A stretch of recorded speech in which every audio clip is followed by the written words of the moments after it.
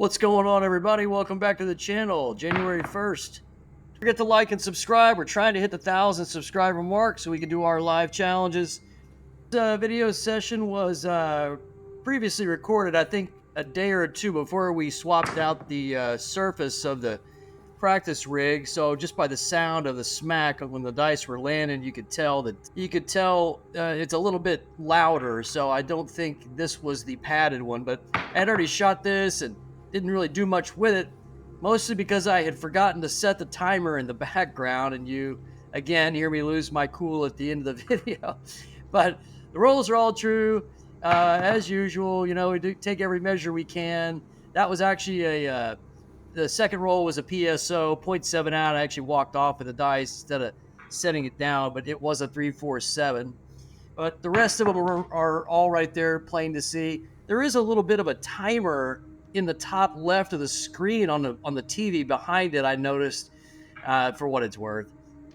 But not really in my interest to sugarcoat or cherry pick any of these. They just are what they are. But this one was a pretty good roll, though, aside from the PSO on the very next roll, or the second roll. Started with 2,000 as usual. We just flat bet everything across. We actually skipped a couple of the hops in the beginning and the hard ways, trying to get caught up. So again, not a down to the penny accurate representation, but just showing you what's possible when you have a good roll, when you start with a decent amount. And you know, we had a pretty good one there. I think it was the total rolls were 34 rolls, 2 sevens, and we pretty much cut the video at the end of the very long roll because it was close to 10 minutes, and no sense in continuing on. It was already pretty decent. And you know, we probably would have either packed up and gone, or maybe just tried to throw the dice one more time in real life. Never know. But I think our final total was around $4,000. But just see for yourself. Again, you know, we do the crab see just for the tracking, right? So we can go back and look at it and see all the stats on the roll distribution. This one here, we were rolling the off axis 38%. I was pretty much throwing them a little bit straighter at the wall instead of, you know, using kind of a left bounce like we sometimes do. But, you know, we experiment with all the different angles and such. So it's good to be able to do all these different types of methods because, you know, like I say, you know, if you only bring one to the casino and it's not working, you got to be able to make these adjustments. A lot of these were landing a little bit farther away from the wall. Take it for what it's worth. A couple of good kill shots in there. You know, it's just a mixed bag. It's always going to be a little bit of everything. But, you know, when you get dialed in and, you know, you're going to see a pretty good amount of consistency. We had a lot of repeaters, I noticed. We had 1, 2, 3, 4. I think we had 4 repeaters in this one. 2 of them were 1, 2, 3s, and then there was a 1, 3, 4 and a 1, 2, 3 right after that. So as you can see on the distribution towards the end, we you know, obviously we would have made a kill in there, but this is just another session putting it up. Oh, and we also missed the all tall small by 1 number. We missed the 12. I thought we had hit it in the middle, but I wasn't keeping track of it, and I normally don't. I'm normally just focused on my throw and my mechanics.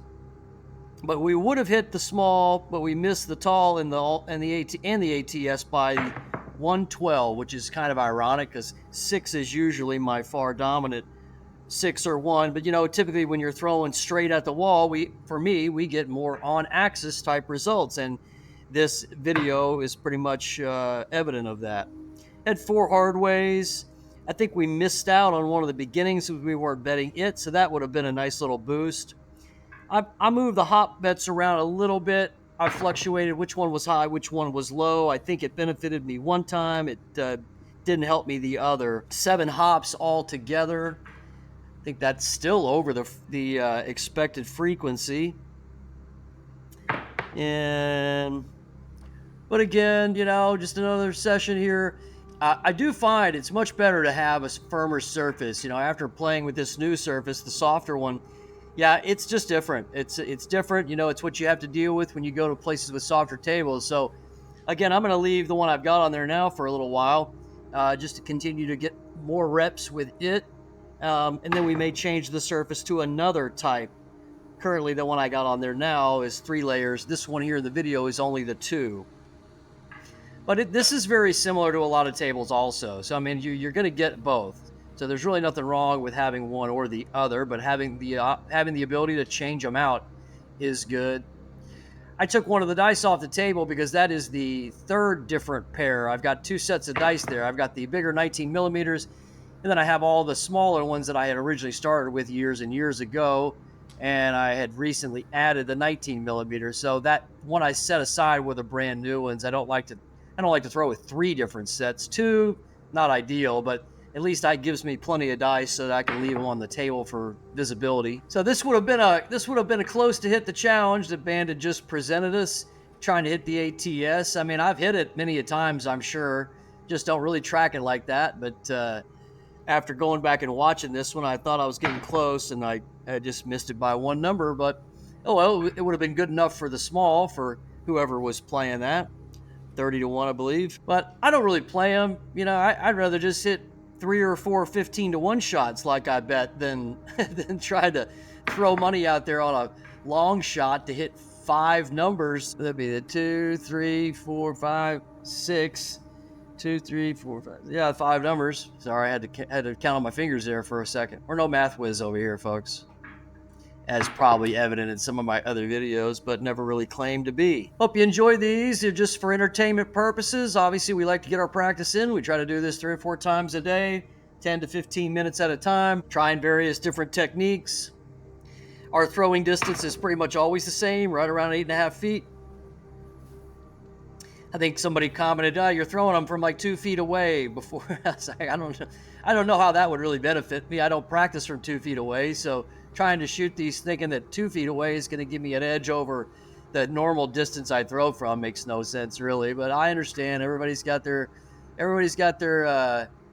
the things they may think they see, but doesn't benefit me in any way to change from my distance unless I'm working on a farther away, maybe to work on something. But again, if I'm shooting from farther away, I just don't consider myself to have as good an advantage or edge like I would at stick left one. I have been working on my stick right one toss a little bit. Not really ready for camera. It's kind of like using my left. Really, it's not very coordinated. But if I do it long enough, I can kind of get into a bit of a rhythm. But again, if I was trying to do it in a real casino, I would treat myself no better than the random player.